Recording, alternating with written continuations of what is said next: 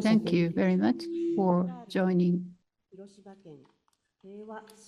panel discussion jointly hosted by UNITAR and the HOPE, Dialogue with World Leaders and Future Makers, the future of nuclear disarmament and non-proliferation towards a world without nuclear weapons. I am head of Hiroshima office of UNITAR. My name is Chisa Mikami. I'd like to welcome you all and express a deep thanks. Here we are at the Adion Peace Wing Hiroshima, for the eternal peace and hope and dream. We hope to fly into a bright future, toward the future, and to the sky we see wings flying into bright future. This is the design of the stadium roof.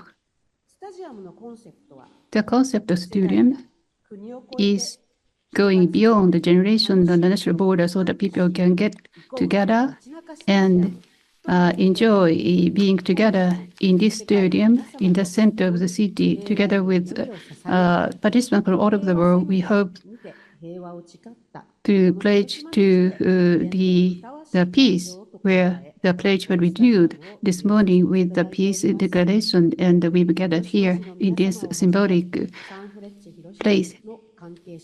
The representative of Sanfrecce Hiroshima, thank you very much for giving us this wonderful opportunity to have this panel discussion here. We are going to start the panel discussion very soon. Today's event is distributed all over the world using the YouTube of UNITAR, both in English and Japanese. Organizers and the mass media might take the recording and the pictures during the program. And during the event, may we ask you to put your mobile phone into a silent mode. Now, we are going to introduce Executive Director of UNITAR, Mr. Nikhil Seth. Mr. Seth, please.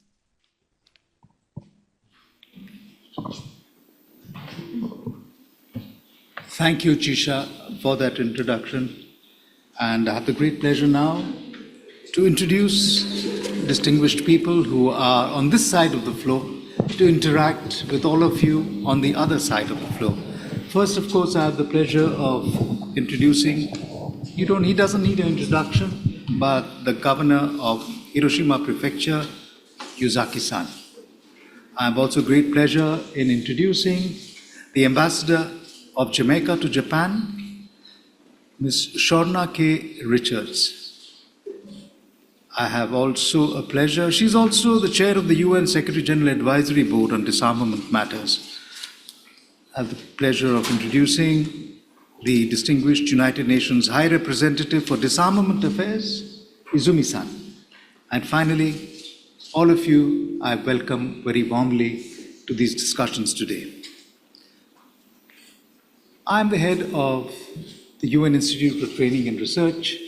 We are based and headquartered in Geneva, but we have offices, almost either offices or affiliated offices in more than 35 places around the world.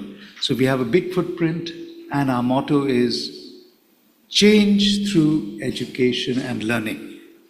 So I'm very happy to introduce this dialogue with world leaders and future makers. Future makers are you and some of the people who are sitting on this side of the floor, and to discuss the future of nuclear disarmament and non-proliferation. Today was a very important day, in my life at least, as it is for the millions who live in Hiroshima and who are inspired by Hiroshima.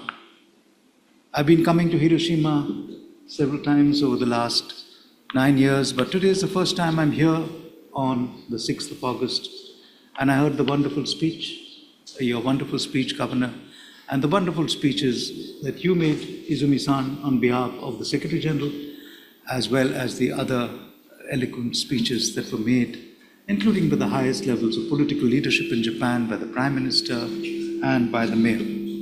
So it's an inspiring day, it's a moving day, and it's very important that the discussions we are having today are around this issue.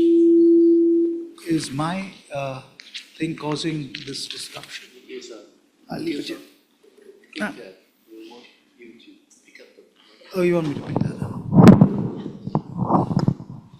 So the ceremony was wonderful, moving and touching, and I hope our panel discussion casts a more objective assessment of where are we in some of these issues and the role of youth in making the change we all desperately want in this world of nuclear disarmament and ridding the world of nuclear weapons.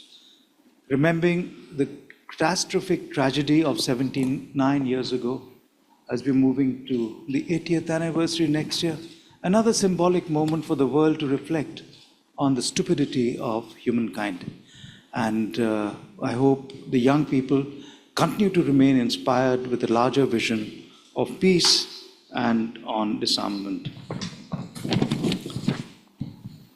We all know the importance of nuclear disarmament and how we can get the world peace to have a practical reality in our lives. It's the United Nations' top priorities. We are seeing in today's world how the increase in the number of armed conflicts, the maximum ever, I'm told, since World War II. There's never been a time when so many lives are being lost in wars, in conflict, across borders, within countries, civil conflict and strife, and in large parts of the world, particularly in Latin America, by homicides, drugs, and crime.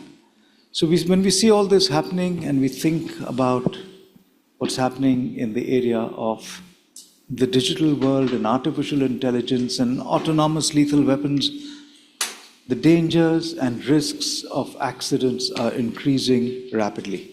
And especially in this domain, accidents or miscalculations will have catastrophic effects.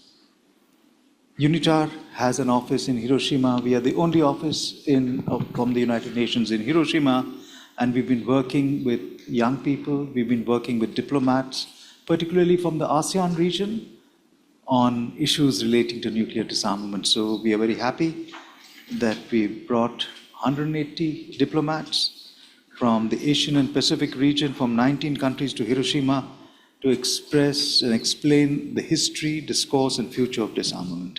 Our youth activities are also numerous, but I think I won't go into the kinds of things we've done over the 21 years we've been here. The 60,000 people who have gone through UNITAR in Hiroshima in various training courses, and especially from the more distressed parts of the world, we are very happy to have contributed and raised the profile and the vision and the aspirations of the people of Hiroshima to others from around the world.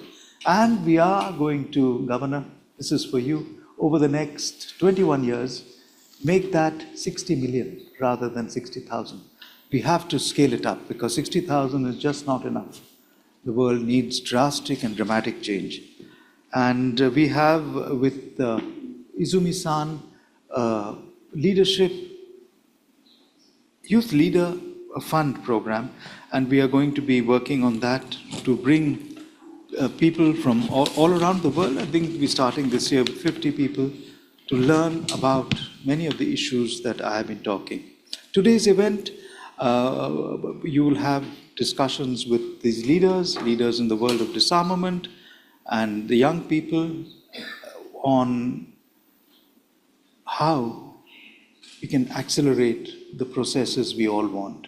Is acceleration possible? We've been waiting a long time, but I want to somehow tease out some practical and good suggestions from this discussion for accelerating the change we want to see. With those opening words, I give the floor now to Governor Yuzaki to make some opening comments, and then we'll get into the panel discussion.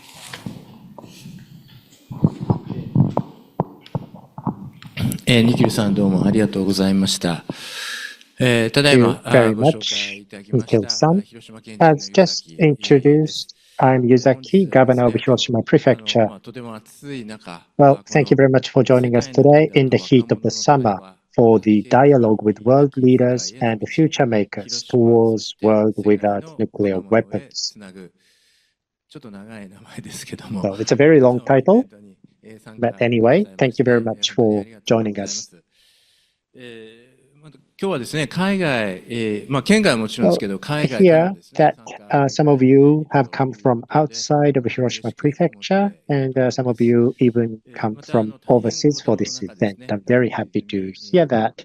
And I'd like to thank Ms. Izumi Nakamitsu, UN High Representative for Disarmament Affairs, and Her Excellency Shorna-Kay Richards, Jamaican Ambassador to Japan, and Ms. Miho Tanaka, Co-Chair of Kakuoka Hiroshima, and Mr. Franco Escobar, the representative of the Youth Leader Fund program, for taking time from your busy schedule to join us in Hiroshima today. Well, actually, some of you live in Hiroshima.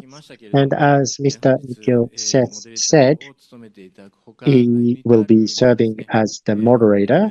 And also, I would like to thank the UNITAR for all the great efforts and the support in organizing this event.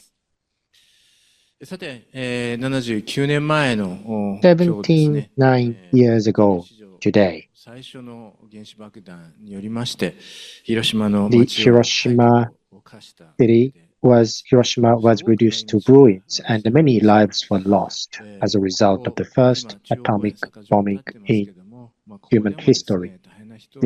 Right here we are today. This place, this is where a military facility was, and a number of people lost their lives right here as we stand here. We, the people of Hiroshima, have never forgotten this tragedy and the ongoing suffering of the Hibakusha, and have been emphasizing the inhumanity of nuclear weapons and the importance of achieving lasting world peace without nuclear weapons. However, recently, due to Russia's invasion of Ukraine and other factors, the world is now facing a greater risk of nuclear weapons use than ever before. Amidst this, during the general debate speech at the 10th NPT Review Conference in 2022, Prime Minister Kishida announced the Hiroshima Action Plan and declared the establishment of the Youth Leaders Fund. This program aims to enhance young people's knowledge about the real impacts and inhumanity of the use of nuclear weapons and to develop future leaders. The first cohort of 100 participants aged from 18 to 29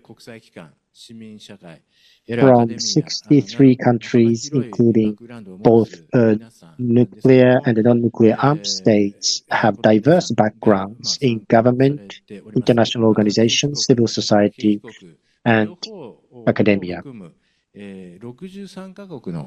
So they come from 63 countries, both from nuclear-armed states and non-armed states. 50 of them are joining us online today at this event. And they will also participate in a study tour in Hiroshima and Nagasaki, which will be held at the end of August. We have Mr. Franco Escobar, who will be speaking later in this session as their representative today. So today, I am looking forward to discussing with you how we can achieve nuclear disarmament and non-proliferation with the speakers from their professional perspectives, and also with the young people who are participating. Some of you here and some of you are participating in online to see what each of us can do together. I hear that there will be a question and answer session later today, so I hope to hear many questions from all of you.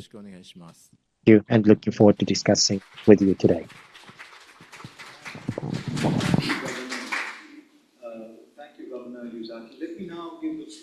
to Ambassador from Jamaica, and we listen to her opening comments before getting into the panel. Ambassador, you have the floor. Minasan, konnichiwa. Hello, everyone. It is an honor to join Governor Izaki in warmly welcoming you all on this symbolic and momentous day in Hiroshima. I wish to thank the organizers for this great opportunity for dialogue with the committed and the visionary youth here in Japan and from around the world. And let me say how encouraged and energized I am by you, future makers, who are boldly standing up for peace and humanity.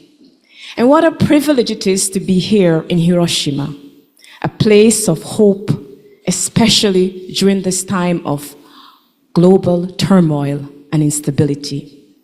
This A-bombs city, compelling story of unimaginable humanitarian catastrophe and affirmative action for lasting peace has been a source of inspiration here in Japan and around the world. As Hiroshima marks the 79th anniversary of the tragedy of the atomic bombing, today's Peace Memorial ceremony sent a strong message, a powerful message of hope, of action and solidarity to rid the world of nuclear weapons.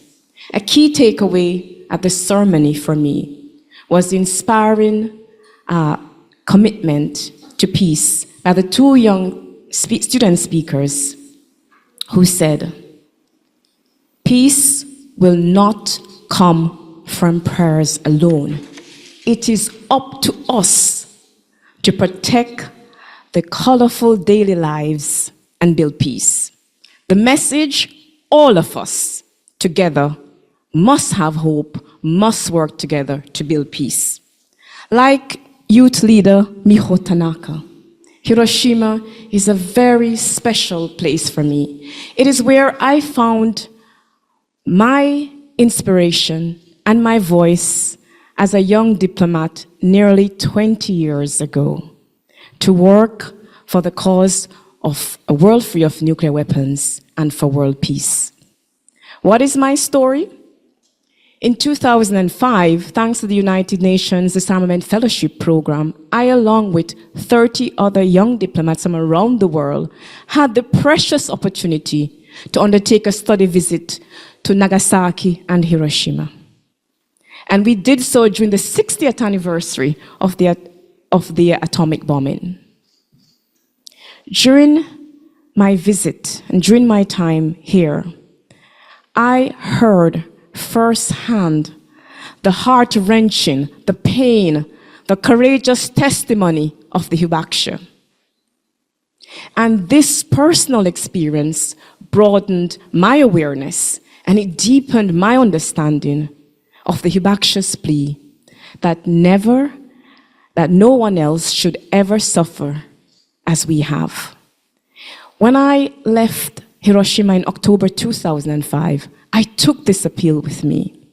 And I promised myself that going forward in my work, I will work for the cause of a world free of nuclear weapons. I will work on nuclear weapons abolition. Fast, 7 years later, my appointment as Jamaica's Deputy Ambassador to the United Nations provided an opportunity, ideal opportunity for me to translate this promise and their appeal into action as a UN First Committee delegate. I became involved in the emerging initiative on the humanitarian consequences of nuclear weapon and the advocacy work of the International Campaign to Abolish Nuclear Weapons, ICAN.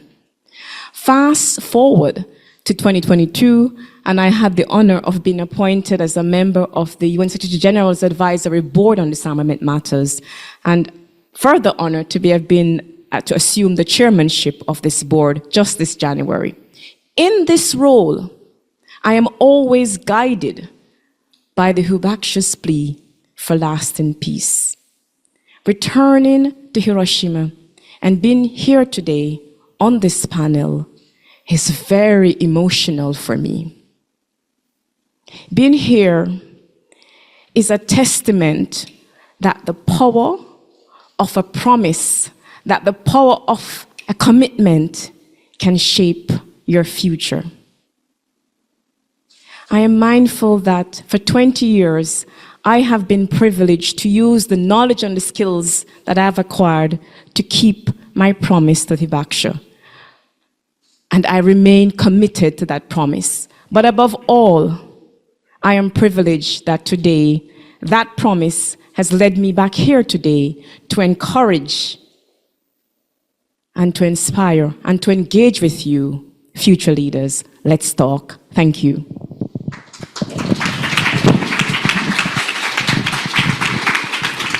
Thank you. Thank you, Ambassador Shorna-Kay, for your passion and the energy you will bring to the discussions today and what you're bringing to the whole issue of disarmament and non-proliferation. I want to remind everyone that our topic today is the role of youth in nuclear disarmament and non-proliferation, and we are hoping to hear from policymakers, diplomats, politicians, and young individuals. I've been asked to give a short introduction of all the panelists, which I will do, but many of you already know the panelists, so I will, the more famous ones, I'll keep the introductions short.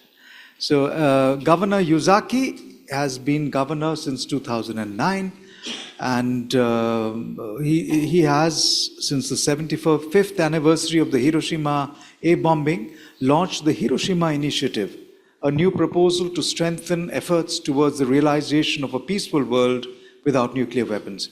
He's also established the Hiroshima Organization for Global Peace to promote this initiative and serves as president of the organization. I've had several discussions with the Governor Yuzaki. He's thinking into the future. He's thinking of the future summits that are going to be held in New York at the global level, of the one coming up in September, of the one coming up next year, and the planning that will soon happen for preparing the successor to the Sustainable Development Goals. And he's thinking on how to bring the issues that are so dear to everyone's heart in our room, in Hiroshima, into the global agenda much more forcefully. Ambassador of Jamaica, she's already described her deep involvement with issues around disarmament. She began her career, though, in the Ministry of Foreign Affairs and Foreign Trade. In 1994, she's, as she told you, she's been the DPR in the Jamaican mission in New York. She was also in OAS in Washington, D.C., the High Commission in Pretoria, South Africa, and she's been ambassador since 2020 in Tokyo. And she headed a national delegation of the second session of the open-ended working group on taking forward multilateral nuclear disarmament negotiations. It's a long title, and we hope that she continues with her energy and her spirit in keeping this agenda alive and healthy, which doesn't seem to be the case in the world. When we look at it now, it seems to be heading in the opposite direction. And I now have the pleasure of introducing Izumi-san, who assumed her current position as the United Nations High Representative on Disarmament Affairs in 2017. She was the Assistant Administrator of the Crisis Response Unit at UNDP since 2014. She has experience both within and outside the UN system. She served as a Special Advisor as a follow-up the summit on addressing large movements of refugees and migrants, and the Director of the Asia and Middle East Division of UN Department of Peacekeeping Operations. Ms. Miho Tanaka is the co-representative of Kawabata, Hiroshima. She moved to Hiroshima in 2017. There she met Hibakusha and campaigners of the international campaign to abolish nuclear weapons. They became a source of inspiration for her. In January 2019, she founded Kakuwaka Hiroshima with the aim of seeking perspectives on the government's positions concerning nuclear issues, particularly focusing on the nuclear ban treaty. While working as an engineer, she collaborates with the Kakuwaka team to raise public awareness on nuclear issues through sharing their work on social media, writing articles, and making media appearances. Thank you very much, Miho, for the tremendous work that you do. Finally, there's Franco Escobar. He's the representative of the Youth Leader Fund Program. He's a research scholar, research fellow at the Hiroshima Peace Institute, and a PhD student at Kiel University in the United Kingdom. He studies youth involvement in the nuclear disarmament movement. His research aims to understand the motivations of young people to join a movement that has seen fewer young participants since the end of the Cold War. Mr. Escobar is one of the 50 young people who were selected from over 1,500 applicants to join the first cohort of the Youth Leader Fund for a World Without Nuclear Weapons. So you see, the panel we've assembled for you are really ideal to discuss the issue of the engagement of youth in issues of nuclear disarmament and making our world free of nuclear weapons.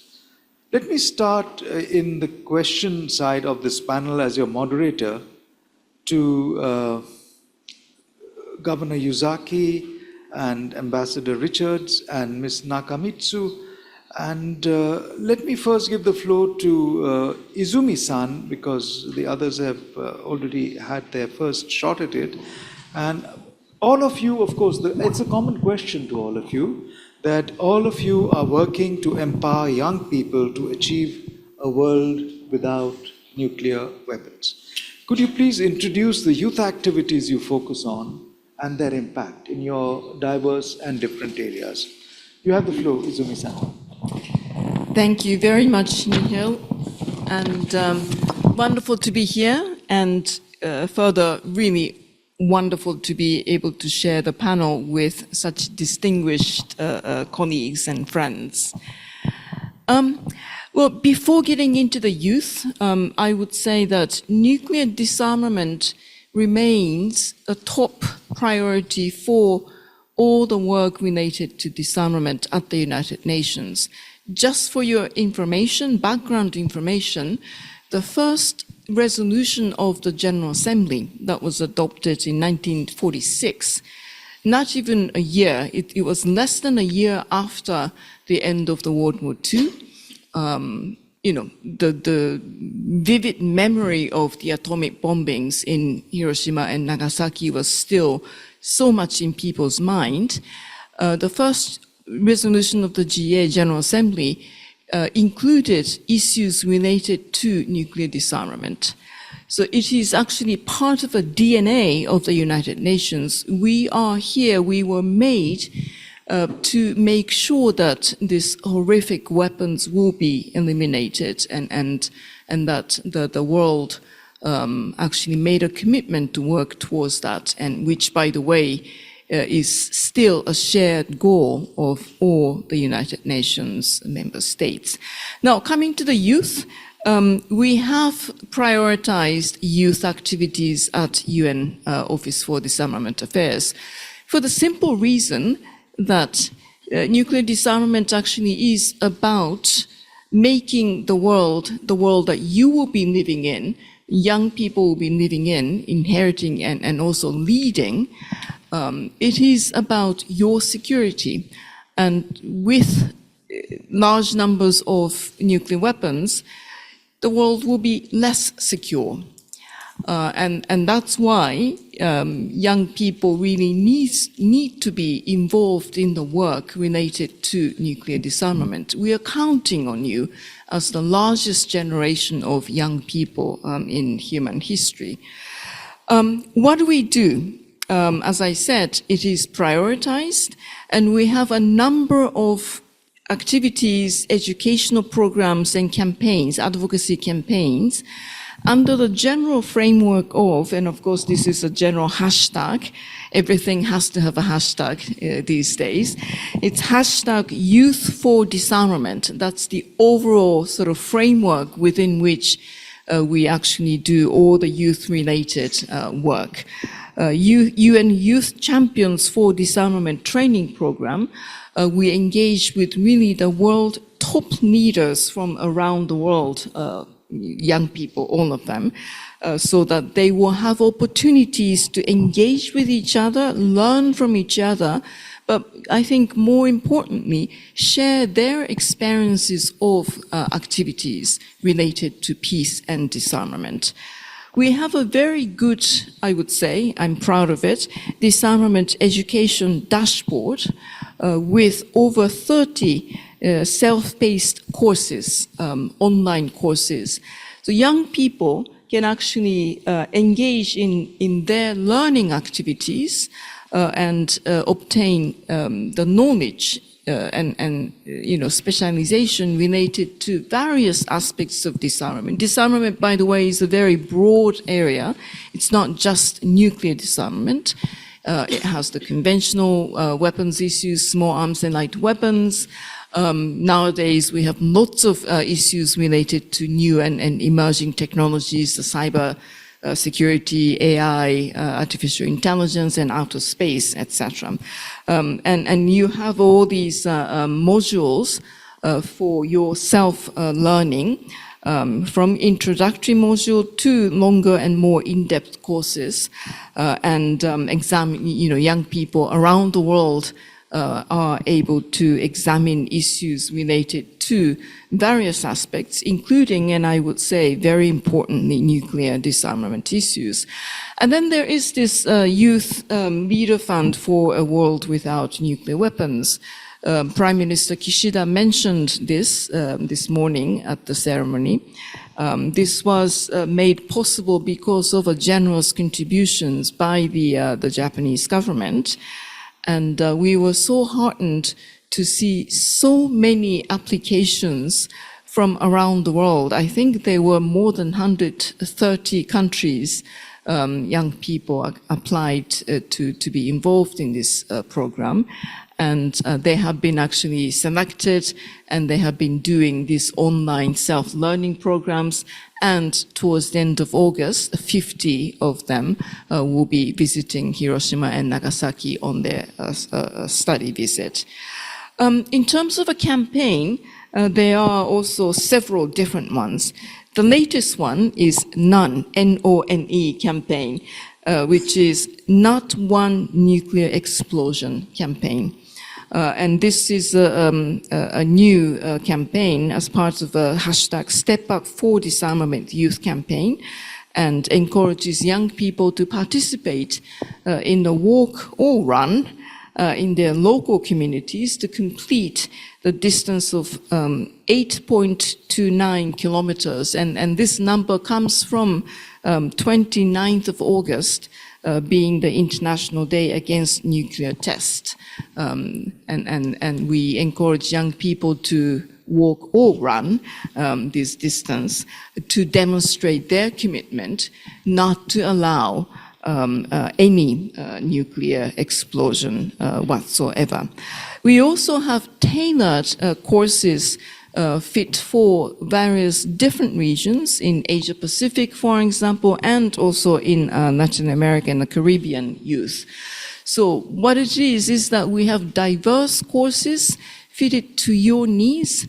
It is up to you to take advantage of those various materials and activities and campaigns for you to engage, learn the skills and the knowledge, and you run with it.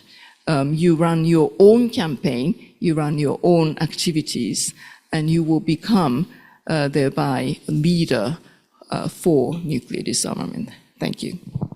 Thank you, Izumi-san.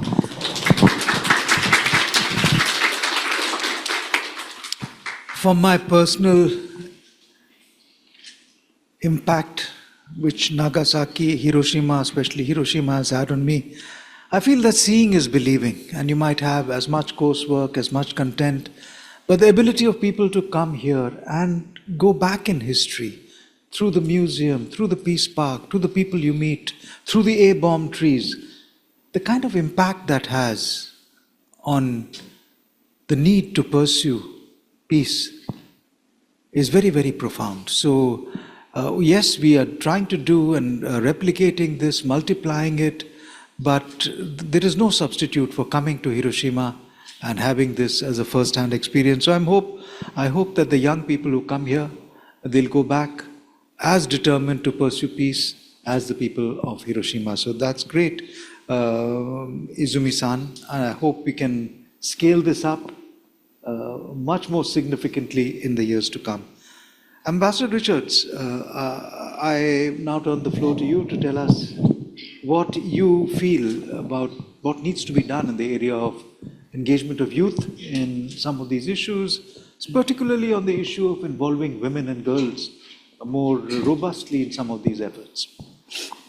Thank you very much. I am happy to share the youth activities that I've been involved with and the impact. After completing my assignment in New York in 2016, I became increasingly involved with disarmament and peace education and youth empowerment. I chose this path in keeping with my promise to the Hibaksha because I wanted to provide knowledge, to build awareness, and of course, to provide young people with more opportunity to think creatively and critically about disarmament and peace matters. It has been a fulfilling journey for me thus far as I try to inspire and energize young people. And I do place a lot of emphasis on women and gender and disarmament. I'm a female in a largely male-dominated field. And so I want to encourage and help more young women to work in this field. I'm excited about the work that I've been doing on this side because this is my night job, I think I can call it. I'm excited about this because I am driven by the conviction that education gives us all a voice to help us change the complacency and ignorance about the dangers of nuclear weapons. And above all, as a beneficiary of nuclear disarmament and non-proliferation education, I want to give back. In fact, let me share with you that the speech that I gave in 2005 at Hotel Riga in Hiroshima with my promise to the Hibaksha, I always keep it with me everywhere I go. Why? Because it is a testament to the power of education, and it is a testament to my commitment to the Hibaksha. So I have been carrying out a number of activities, and they've been mainly around lectures and workshops. For instance, in 2016, the very first workshop I did was in Mexico. Mexico has this nuclear summer disarmament program, and I did a workshop, a lecture on the negotiations of the TPNW. And I went to Middlebury Institute of International Studies in Monterey, California, after the treaty was adopted to share how small states like Jamaica were very active in the negotiations of this treaty.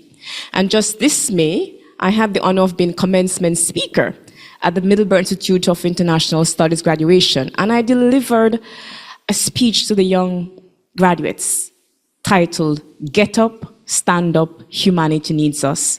Very clear, to encourage them, to inspire them that young people can take forward this agenda very successfully. Here in Japan, I never imagined that 15 years after I first came to Hiroshima, that I would be ambassador of Jamaica to Japan. I never imagined that.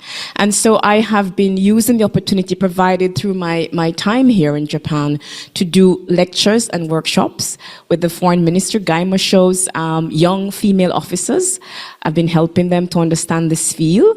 I have done lectures at universities, Nagasaki's University's Research Center for Nuclear Research and Nuclear Weapons Abolition, Soga University, International Christian University. And I'm very happy to note that these lectures and workshops have been having impact. And let me share with you, the impact is about, that I've seen, is young people understanding their role and the contribution that they can make. I'm serving as a role model for young women.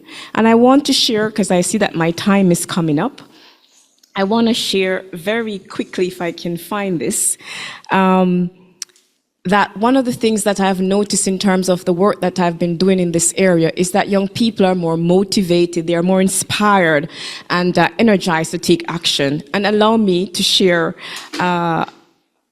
humbly to share an example that I received from Hideo Asano, who is the Secretariat staff at the Japan campaign to abolish nuclear weapons. Following the workshop, the forum that I did a presentation at in Nagasaki, the Peacepreneur workshop, he wrote to me and said, I sometimes feel that our work to get Japanese government to join the TPNW and advocating for a world free of nuclear weapons is daunting work. But your speech encouraged and empowered me a lot. I will keep up my work with passion and pride. And finally, I see I have 30 seconds left, but I really wanted to share, but I can't find it. Gomenasai. I wanted to share something from a young, oh yes, here it is, a student from Soka Kansai High School. I am most heartened by your strong call for us to be seeds of peace, and we have the power to change the world. The thing that resonated the most with me was your strong call to action. We have the power to change the world. You taught us that our courage to not lose no matter what, and our willingness to open our hearts and minds to cooperate with each other will change the world. I am determined to remember this anytime. This is the power of education. Thank you very much. Thank you so much, Ambassador Richard. It's clear that young people need inspiration, they need role models, and I hope what you've done and the role modeling that you have projected and done so effectively will be part of the end result of our own training program with young people. I hope we can create hundreds of ambassadors like you who will create that sense of excitement and inspiration for people to emulate and bring this message to a larger footprint around the world. Let me turn to you, Governor, and ask you the same question, the question which relates to, you've done so much already in the area of engaging youth. You are planning for the future of how you're going to engage youth in greater numbers. But tell us more about your insights and what you'd like to share on this task of making young brand ambassadors for our cause. Thank you so much.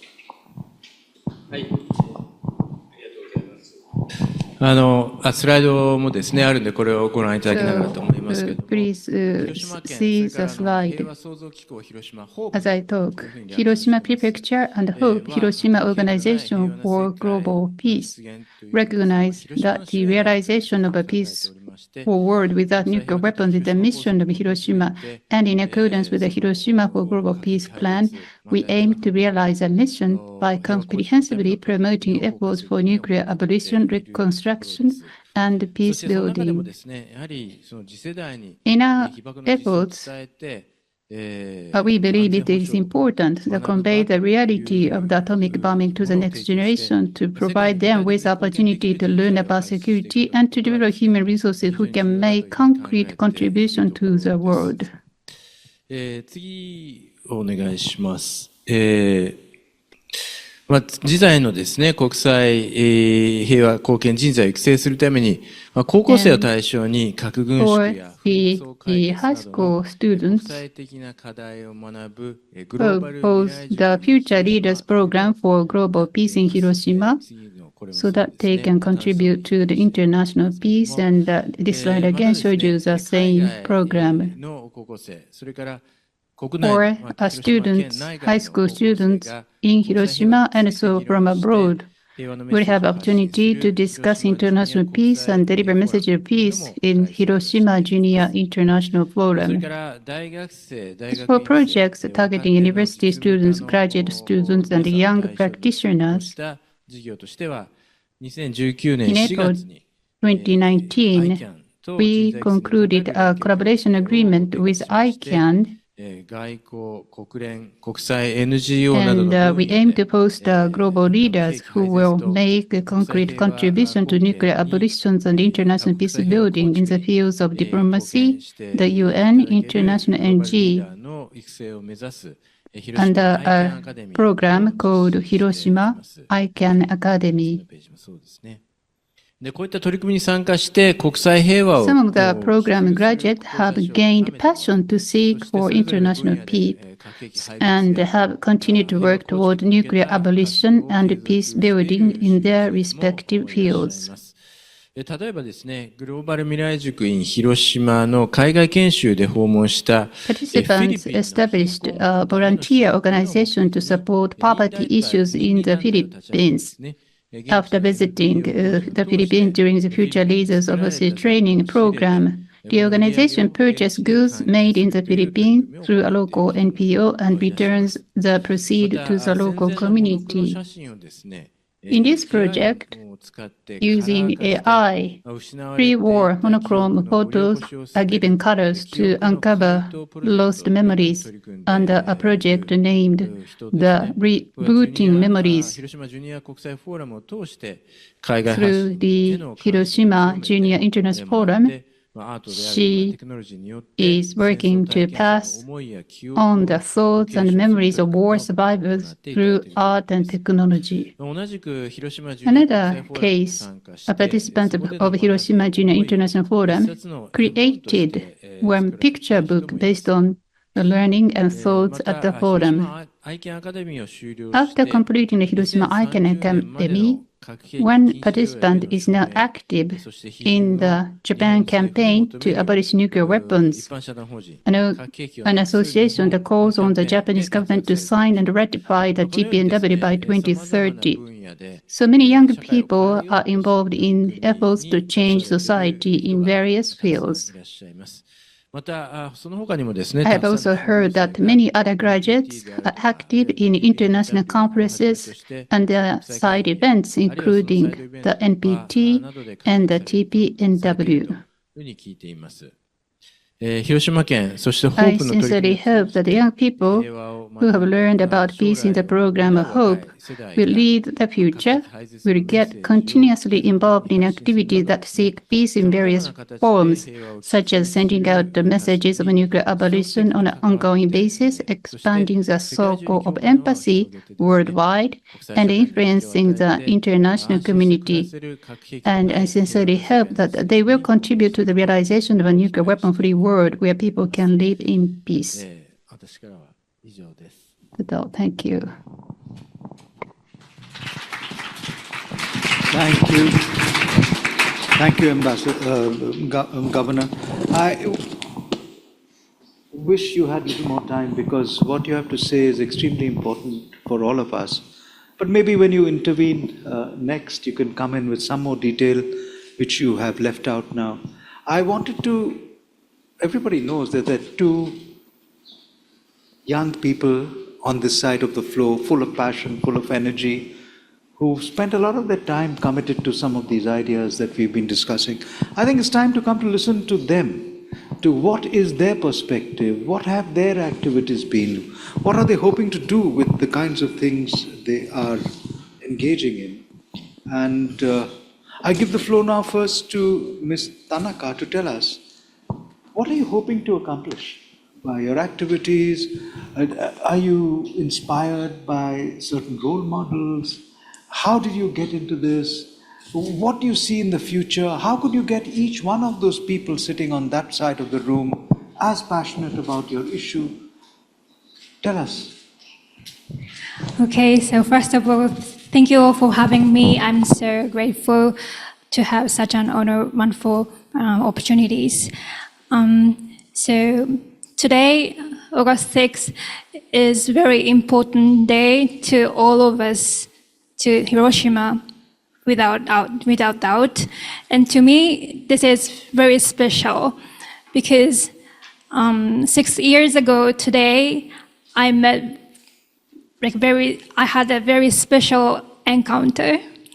I met Akira Kawasaki 6 years ago today, and he invited me to this area, nuclear disarmament activities.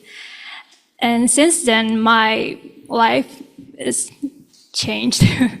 So, at the time, I never imagined this scenery at all.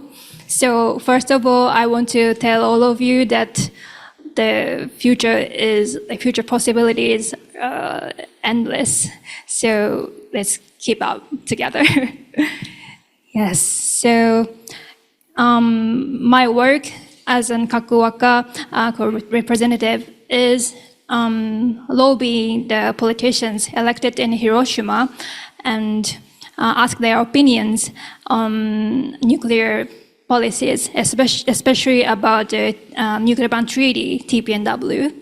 And we met 13 of them for now, and it's very difficult to ask their real stance, because Hiroshima politicians always says the nuclear-free world is our goal, or it's very important, but sometimes I feel like it's just words. So we want to know their real opinions. So we started our actions, and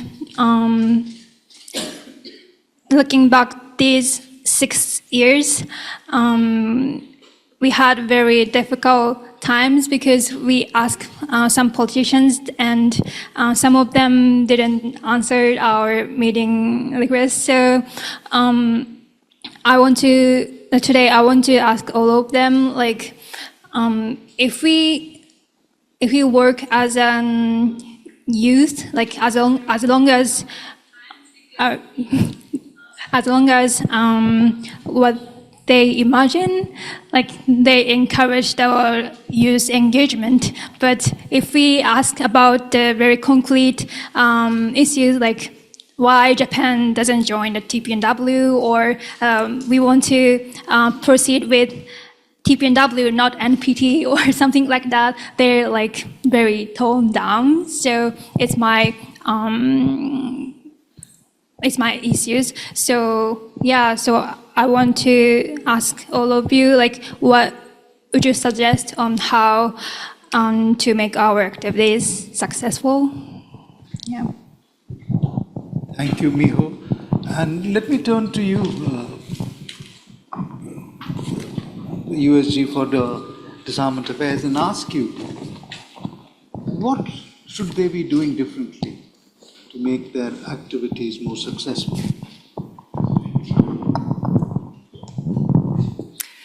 日本語でお答えしましょう。いくつかポイントがあると思うんですが。Let me answer in Japanese. I think there are a few important points. The first point is basically you have a very unique viewpoint in your activity, and I think that's very important and valuable. Many young people are implementing activities. For those activities to have a meaningful impact, first of all, you have to be inclusive. So often when we look at the groups who are taking actions for peace, they are in closed circles. So they don't really go out and try to understand other perspectives outside their circles. So as you implement your activities, it is very important for you to truly understand that there are different views on the same issues. And then try to incorporate as many different views as possible in your group and in your activities. So try to be inclusive as much as possible. For example, there may be views from people who have physical disabilities, and also viewpoints of the vulnerable members of the community. So no one to be left behind, as it's said in SDGs. So taking up and trying to try to be inclusive about different perspectives, different views. It's really important, because if you only look at your own opinion only and you think you're right, you often do not understand why your activity will not succeed, and things are not always successful. For example, there's dichotomy between not just disarmament or armament. It's not just one or the other. You try to have a dialogue with people who have totally different views from yours. Because if you don't start with a dialogue, you will never convince other people. So that's always the challenge. You have to have a fundamental and profound dialogue. And for you to have a meaningful dialogue, you have to, first of all, listen to different views and the different voices of people so that you understand what they say. And the third point is believe in yourself. You have to have a strong conviction that you have a power to change the world. You really have to believe in yourself because you can. It's a big challenge you are working on. It's not something you can achieve and change the world overnight, but believe in yourself. Never give up. There will be setbacks and obstacles and difficulties. Then, well, use those as your challenges to get over and gain momentum and keep moving forward. And you need friends and colleagues to keep going. Fundamentally, the most important thing is to completely, totally believe in your potential. And the last one is be courageous, be bold. Be courageous, have a courage, and then don't hesitate to express your voices when you have to. 社会全体的にですね、どうもいわゆるリアリストと言われている人たちのような声が people who are called realists, and sometimes their voices are stronger. And when you talk about peace and disarmament, it may look like a difficult challenge to push those agenda forward. But you have to express your voices. You speak your mind. You have to talk about what you believe in. Because if you stop doing that, then the society will never progress and evolve. So, if you look back on history, there have been many mistakes and wrong approaches taken. And to prevent the mistakes that happen again, you have to continue to express your voices, be courageous, and keep standing up for what you believe in. That's my advice. Thank you, Izumi-san. I can't but agree with you fully on the 2 points you're making. In my own life experience, both as a negotiator and supporting negotiations, that particularly in difficult issues in New York, I've always felt that the negotiation approach, which brings together only like-minded people around the table, will never be durable. You have to get diverse points of view, diverse perspectives, and then try and forge an agreement between those diverse perspectives. It's only that understanding which endures. So what she's advising you to bring more perspectives, you just can't get like-minded people around you and hope that your voice will be heard. You have to get a more nuanced, deeply felt perspectives, multiple perspectives, and of course also be able to shout from the rooftops when you are convinced about what your point of view clearly is. Let me turn to you, Ambassador, with the same question that she asked. How can they be more effective? And how can young people be better heard? Okay, well, Miho, let me say what a pleasure it is to meet you again after we met at the One Young World Nagasaki Peacepreneur Forum. You were so inspiring on that occasion, and really happy to hear some more about your organization. As I mentioned earlier, I focus on promoting women in disarmament, and so I'm so delighted to see you, a young woman, leading an organization. And this is important for women's empowerment here in Japan, I must emphasize. In my region, in the Global South, women have been at the forefront of changing the security narrative and demanding a more equal, a more peaceful, and a nuclear weapons-free world. So I'm happy to see that you're doing this here in Japan. And I also note that your organization is celebrating its 5th anniversary. So congratulations to you and the team members for the work that you've been doing. I think you are brave, I think you're courageous, I think you are innovative in engaging Japanese politicians on nuclear issues and in particular on the TPNW. And here I must commend all the future makers here and online for the outstanding work that you have been doing. Now turning to your question, I have 4 suggestions, and I think, Izumi-san, you have actually covered a few of them, but let me just repeat. One that you haven't covered is, the first is to hold uphold key principles. And the key principle that I recommend that you emphasize is the humanitarian arguments and the Hibaksha's perspectives and experiences, because that is the center of your cause. And upholding these principles should be non-political. It should be really about preserving humanity, protecting our planet, and of course, protecting future generations. And the second suggestion I have for you, which Izumi, you mentioned, is about the working together, the utilizing a collaborative approach. Find your allies, build your network. And this is one of the objectives of this event today. And it's one of the lessons that emerged from the TPNW. It was about movement building, bringing together diverse groups to deliver the TPNW. Like-minded states, international organizations, civil society, academia.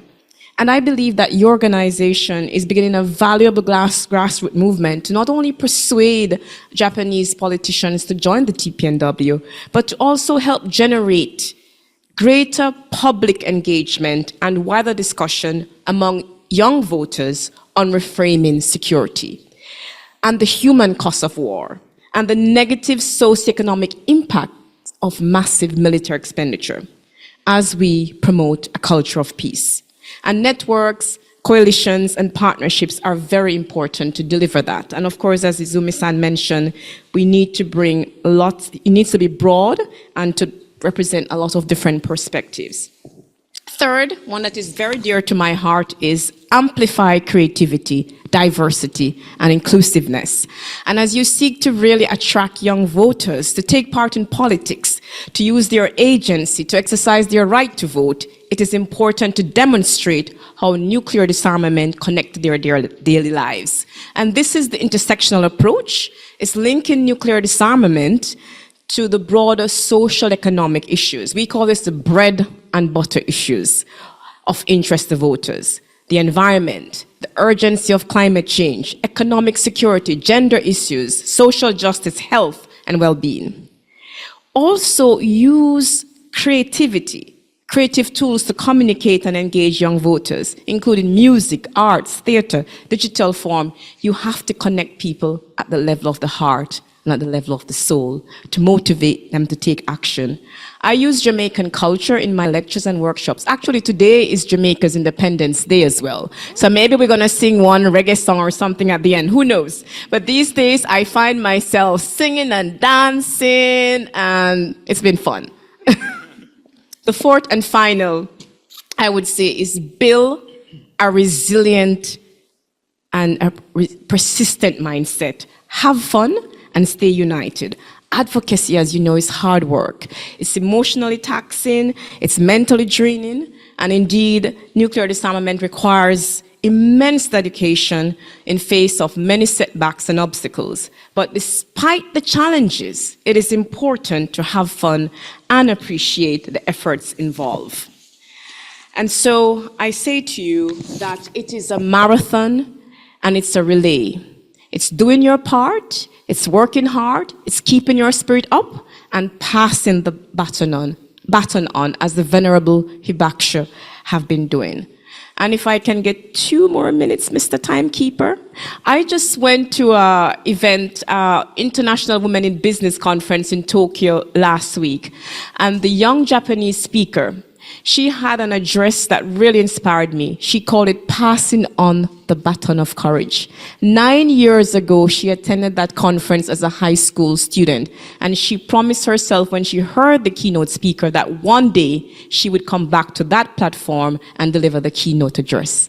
And she did, because in doing that, the speaker before her passed the baton on, and now she is. I am encouraging you, future makers, to keep, as you take the baton from the Hibaksha and pass it on, be courageous, be bold, and as Jamaican reggae singer Bob Marley said, never, never give up the fight. Thank you.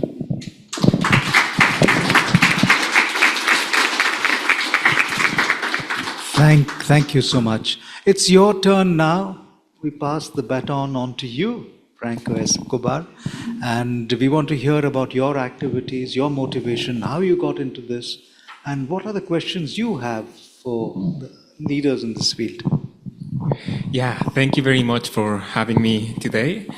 Well, I identify as a young researcher, a young historian, and a young peace builder too. And maybe I can start by contextualizing the question I have based on the research I'm doing here in Japan right now at the Hiroshima Peace Institute. And I'll start by saying that from my perspective, 79 years is a very short period of time in the long history of humanity, right? So Homo sapiens has been on planet Earth for 300,000 years. The average mammalian species lives about 1 million years. So if we expect to live a average mammalian species lifespan, we have 700,000 years of history yet to write, right? So young people like me today are still among the first few generations who will deal with the nuclear issues that we have created.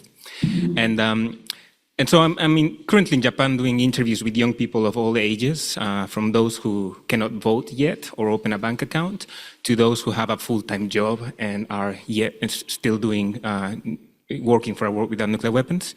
And maybe I can give a few examples to contextualize what happened in the past 79 years from my perspective.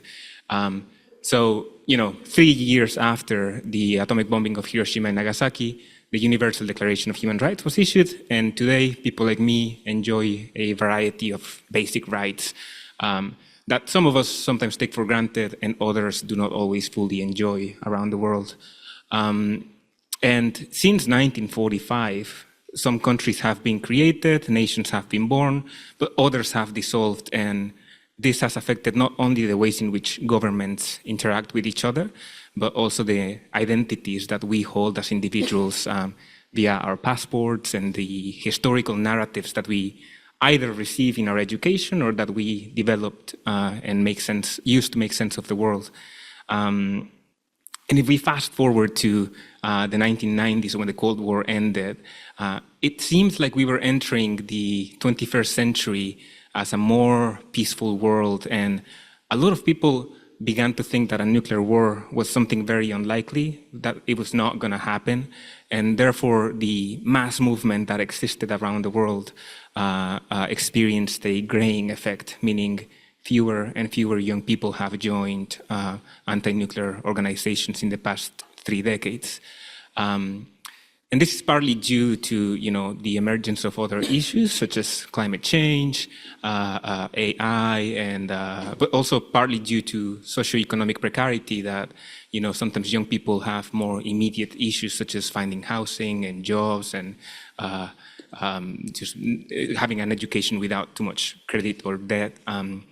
And this is what I'm trying to understand, right, with my research, which is I'm trying to document the experiences of young people to see how we can preserve the memory of Hibakusha and the relevance of 1945 for young people who are inheriting a very complex world, and that they also have their own priorities and their own concerns that are their own understanding of peace, what peace means for them in this modern context. To me, it is very clear that people of all ages today should be focusing in all backgrounds on the nuclear challenges that we have, whether it's short-term, such as avoiding the employment of nuclear weapons in wars that are happening right now or conflicts, or the long-term issues such as avoiding the weaponization of nuclear waste, perhaps produced for military or in commercial purposes. And anyway, so I have just 10 seconds left.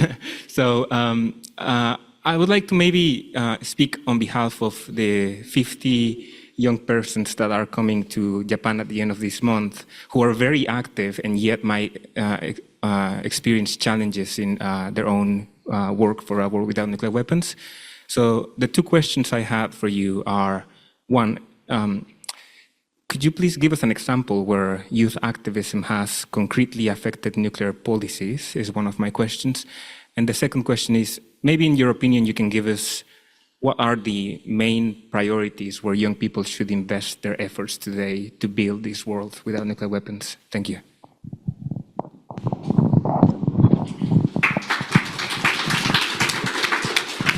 Thank you. Thank you, Franco. I think those are two very good questions you posed at the end, and I'll start with the Governor. Governor, can you give a first response to those difficult questions? そうですね。いや、若者の力によって、the power of the youth 兵器関連の and 政策が変わったっていうのは、 any changes of policy of the nuclear related issue. I think ICAN is a good も example. ちろん、もともとのその ICAN のスタートというのは、 ICAN was initiated in Australia when doctor それを引き取っていったベアトリス Beatrice Finn, Ms. Finn, former Secretary General of, and those around her worked very hard. They were very young in 30s. Kawasaki-san in Japan is of more senior generation. それから核兵器では必ずしもないですけれども、 Not in the field of nuclear weapons, but when we look at the climate change issue, you can see that the young people are quite effective in influencing policies all around the world. トゥンベリさんとか、とても有名 Red is well known, 彼女だけじゃなくて、 and she's not the only person. There are so many 金曜日のストとかですね。 the young people who joined their protest activities on Fridays. That did make a change. やはり So, さっきのテーマでもありますけれども、信じていることに対してど so れ you だけ have to believe in yourself, believe in your cause, and you have to make a commitment. How much commitment you can make is quite important. And this applies not only to young people, but the people in all generations. In our respective position, there should be a thing that we have to search for in order to change a society, in order to transform the way the society functions. それぞれやはりその In our respective field, のこの信じていることっていうのを we have to believe in what you 勇気を持ってっていうのを value. And as two speakers mentioned, we have to be courageous and we have to keep on working, never give up. 共通している And ことで this is something quite important both for the young people and people in all generations. Issue of the nuclear weapons requires more engagement. We need to have more people who are going to take actions in the field of nuclear weapons in comparison to other the global issues like pandemic. あれですよね。あれかなんだっけ。マイクロソフトの Microsoft, Bill Gates, Mr. Bill Gates made the huge organization invested huge amount of money to make the program ongoing, but we have not seen an example like this in the field of nuclear weapons. And the solidarity among the youth is not as strong as the solidarity we see in the climate change. This does not mean we cannot do it.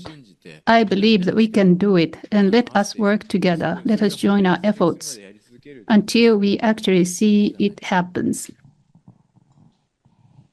Izumi-san, can I pass the baton to you with the same two questions? Yeah, I mean, the first one, the example, I would also give the same example of ICAN. One of the reasons why nuclear prohibition treaty was made possible was because of this global campaign led by young people. And I would add also many young women involved in that movement. So definitely, and that. And then also, I think I can change the nature of anti-nuclear weapons movement, I think. I mean, I was born many years ago, so I do remember during the Cold War. And in many senses, anti-nuclear movement during the Cold War was very much ideology-driven. And I think with ICAN, with the young people, the sort of nature of the movement itself has changed. In my view, that is a positive change. One of the things that Kawasaki-san is investing a lot of efforts now is to organize political party dialogue, which was held yesterday in Hiroshima. So I think that is definitely the best example, and also it is a recent example as well. About the second question, what do I expect from young people? There are a couple of things. The first is that, as actually Governor Yuzaki said in this morning's remarks, by the way, he makes the best speeches every year at the peace ceremony. He mentioned that we need to really invest resources and capacities on disarmament area. And as he rightly pointed out, there are billions of dollars invested in modernization of weapons. Nuclear weapons modernization programs, very expensive. So much resources, including expertise, are actually spent there. We need to do the same for creating expertise for arms control and disarmament and elimination of nuclear weapons, with also the security also being guaranteed in that circumstances. So what I'm saying, I guess, is that young people really need to study and find new ways of security without dependence on nuclear weapons. And that requires a lot of expertise. Sometimes I even say to young experts, students, if you want nuclear disarmament, you have to also study nuclear deterrence theories. I think that with the world, security environment changed so much with, multipolarities, nuclear order, etc. I think we need to rethink security paradigm, security framework, really fundamentally, and that requires young expertise and young people actually spending intellectual resources and power into that. And together with it, we also need creativities. Much has changed in terms of technology. Now there is, the world that we're living in, every aspect of our lives will be so different with the introduction of artificial intelligence. The way in which the wars will be fought in the future will be so different from today. And we are already beginning to see that in Ukraine or in Gaza. The military forces are applying force, using force in a different way from conventional methods.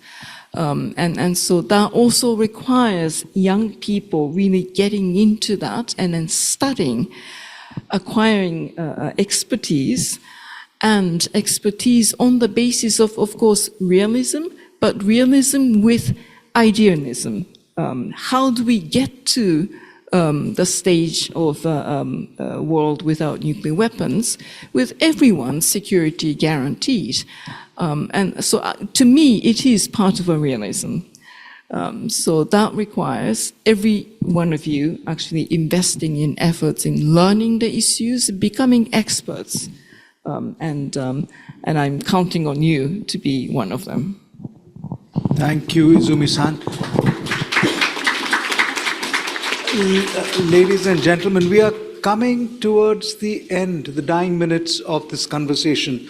But I don't want to let go of this opportunity of asking you whether there is a pressing question you need to ask, one or two questions maybe, and then I'll turn the floor back to the panelists.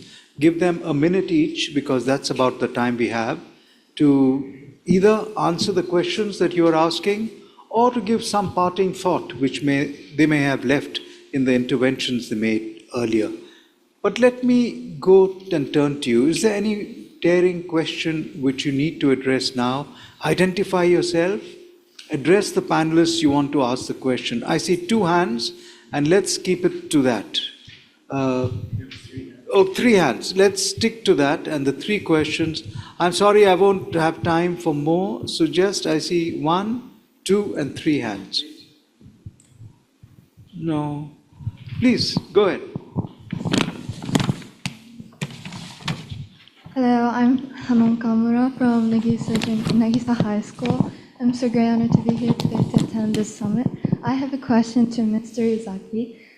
The UN Secretary General mentioned that the current progress towards achieving the Sustainable Development Goals is behind schedule.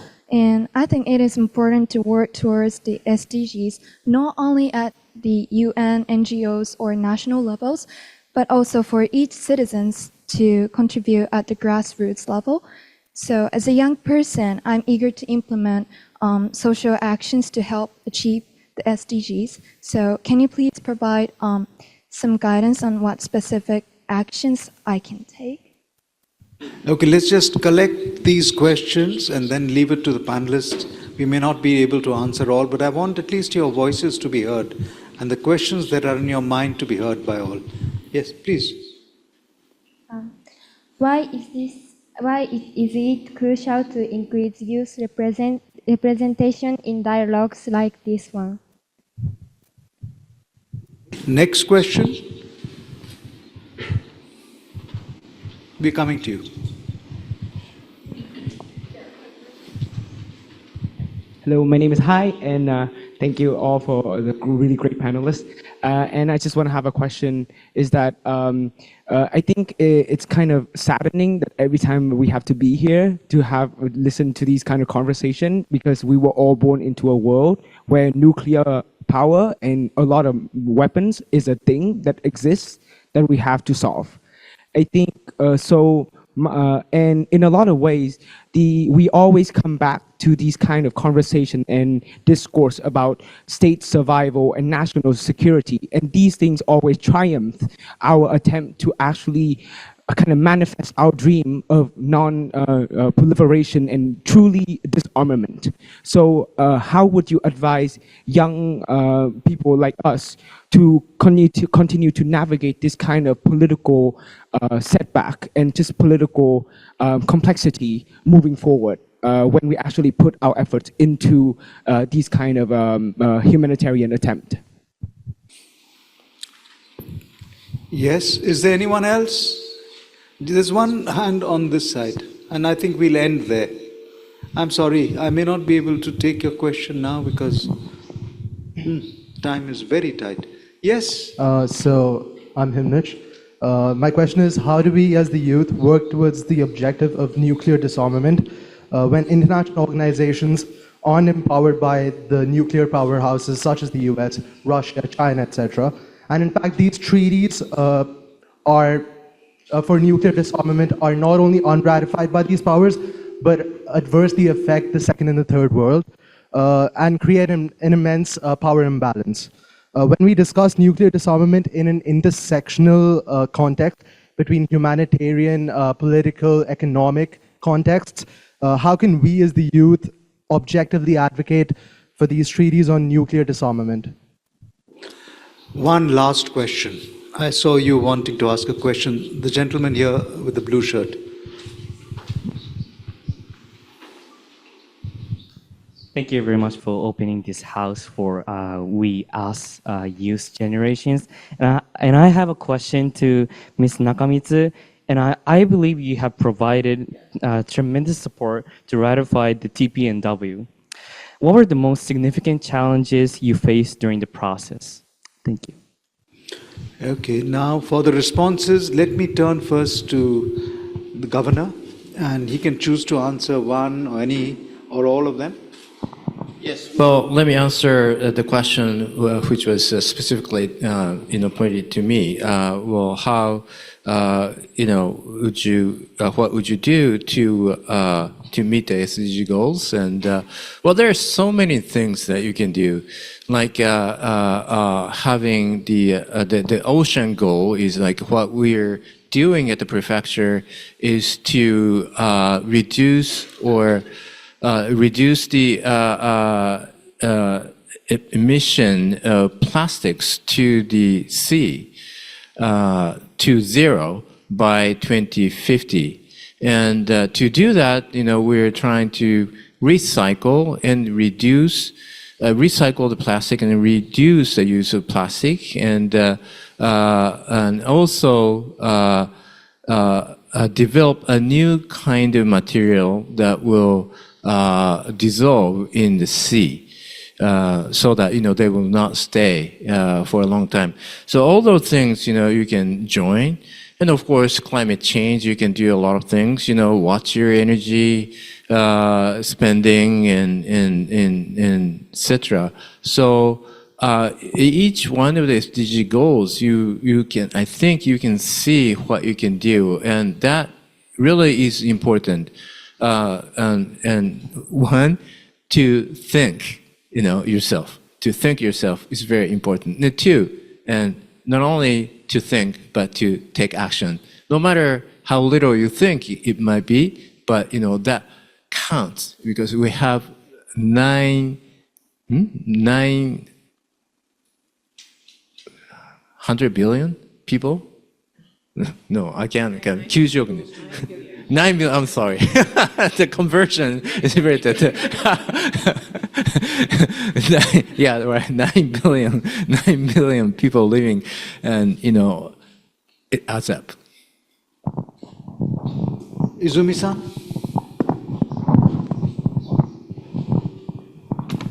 Okay, first I will answer the question related to TPNW.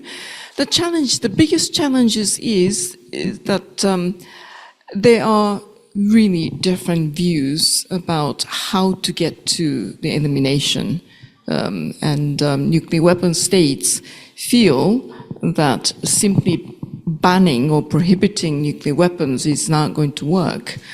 And so diversity of views on how to get there is the biggest question.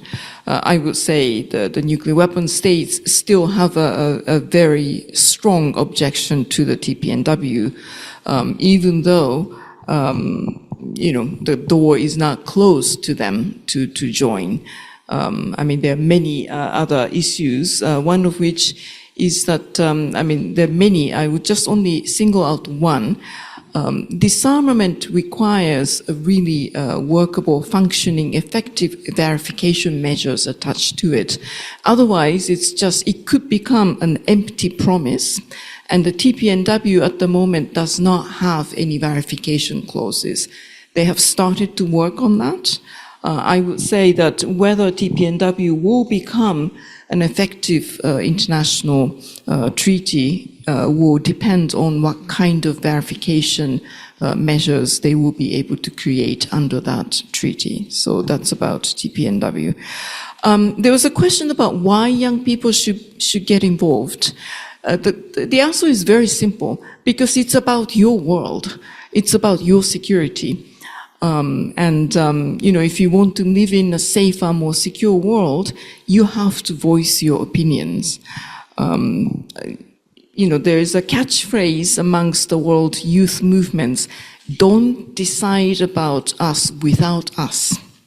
自分たちのことを自分たち抜きで決めないでください。It is because your world, you should be leading and you should be deciding. I'm not going to be around for many years more. Same for Governor Yusaki or Shorna-Kay, unfortunately. So it is your world. You have to get involved and you have to make the decisions. And along the way, you have to discuss what kind of world you want to make. This also relates to, we are leaving the world with so many screwed up to you. That's not fair. I have two daughters, younger, voices I'm confronted with. I get the same questions. Simply because you screwed up the world and you're not able to solve it, don't just leave the mess to us. I agree. So I am still keeping my fight because I don't want to leave the mess to my daughters. But it will have to be a co-working because we can't do it only by ourselves. We need creativity and innovation and new approaches, your perspectives in that fight towards a better world. And so my advice is to get involved. many of you might be also interested in becoming more political. At the end of the day, the changes will be decided at the political level. If that is the case, you need to also get involved in political processes as well, whether that is by voting or whether yourselves running for political office, I don't know, but I think get involved in that process will be the most important. And then the final, P5 and the power imbalance and what can you do? I think Shorna-Kay actually provided some hints. At the multilateral level, the UN is a really interesting place where small countries with the ability to come up with a vision and ability to make coalitions of networks and alliances, they can actually make wonders. I often make this, use this example of a small country called Ireland in Europe. They are the founding father and mother of both NPT and TPNW. NPT, which is an old treaty, originated with our Irish resolution in the General Assembly. And so even if you're a small country or small, just one individual, having a vision, being able to come up with a vision and then a strategy and people around you, network and coalition and alliances to move forward, you can actually make wonders. And that is the place called the UN, and that is something called diplomacy. So don't give up. Don't believe that you are powerless. Quite the contrary. If you are actually able to come up with these creative approaches, you can change the world. So keep up the fight. Ambassador Richards? Well, Izumi-san, you have addressed the points that I would love to make, so I'll just reiterate them. This event is for future makers. It's for future makers. It's for you to own your world. It's for you to take action, as the student speakers said this morning. It is up to us to protect our colorful daily lives and build peace. So while international organization may seem to be failing, while the treaties that have been adopted or not been implemented, it's for this very reason why we need the youth. Secretary General Antonio Guterres said in his in the Youth Forum in May that every generation is responsible or serves as a caretaker for this world. But his and my generation has been very reckless with that responsibility, but yours gives us hope. So Izumi-san, I will add to yours hope. The mayor said in his peace declaration this morning, he cited the example of the Berlin Wall. People power. We have the power to change. But we have to mobilize, we have to come together, we have to be strategic, we have to invest in expertise, all the points that have been made today, and we must never give up the fight. But hope is a decision, and today I actually wore this color, as I told Governor Yuzaki, because it represents hope. So I'm imploring you, I'm encouraging you, amidst the obstacles, the work has to continue, and we're depending on you, whether in the political space, whether in the research or academia. All of us can make a contribution, no matter how small it is. So never be daunted by that. Do your part, wear your place. And really, I'm excited about what we're going to see with this youth network that's been created here. Thank you very much. Never give up the fight, as always. Miho, we are encroaching on time after 6, but you deserve it. So let's hear from you. Thank you. So Izumi-san's answers and then Richard's answers, is on point, but I want to add my answers. So why youth should be engaged in these areas is, I think the consequence of using nuclear weapons is very influential to especially young people. The research shows that the younger you get radioactive, the more percentage you will have the risk in getting cancer. So the research shows that. So I think, but now the policymakers are almost man-dominated, and it's very problematic. So I think youth has power to change that situation, and I think, yeah, it's our world, like Izumi-san says, and I just don't want to leave our responsibility to the younger generation.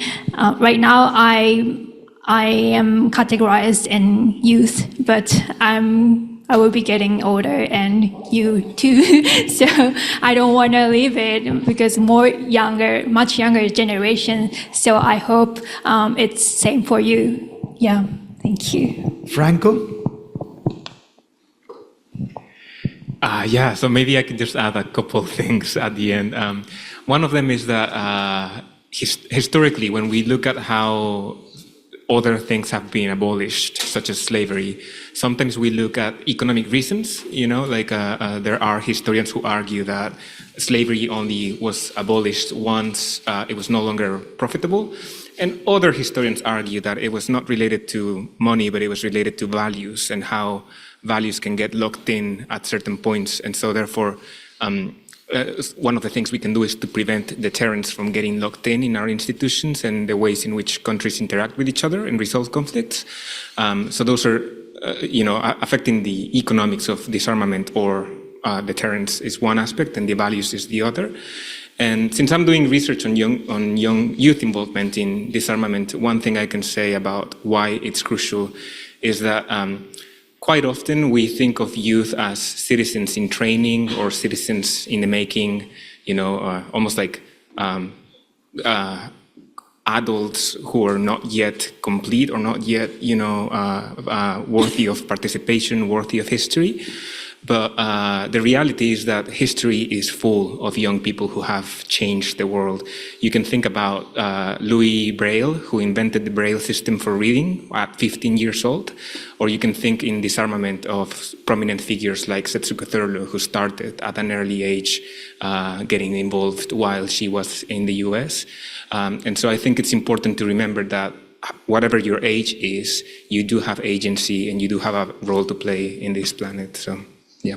Thank you, Franco. So, ladies and gentlemen, we are at the end. I have only two things to say. One is my own assessment that this was an excellent panel full of rich ideas from the three people who have delved deeply, obviously, into the subject, and the two young people who've been adding their energy and voice. So, on my first point, I think they deserve a loud round of applause.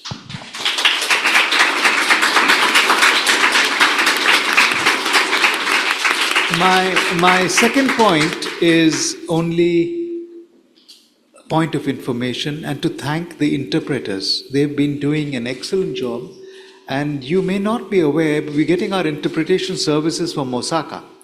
So this is a remote interpretation, and they've done a tremendous job. So congratulations and thank you, Osaka, to our interpreters in Osaka. And with that, we bring an end to this wonderful evening and on a very special day, and we hope UNITAR and all of you who were key to making this a success will continue to put your energy in having more such public events through the year. Thank you very much and have a lovely evening.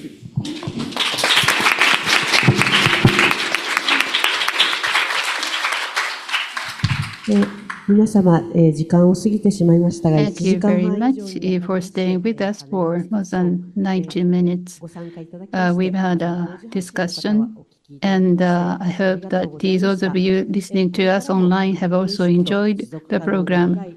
For the sustainable future and the nuclear disarmament, we hope to continue to provide these forums for discussion and dialogue. We would like to conclude with a request. We would like to have your feedback about the evaluation. We would like to have your feedback on the panel discussion we had today. And those of you in the venue, we would like to take a group photo. If possible, please get together closer to the stage so that we can have a group picture of this venue. Thank you. And this ends the interpretation service.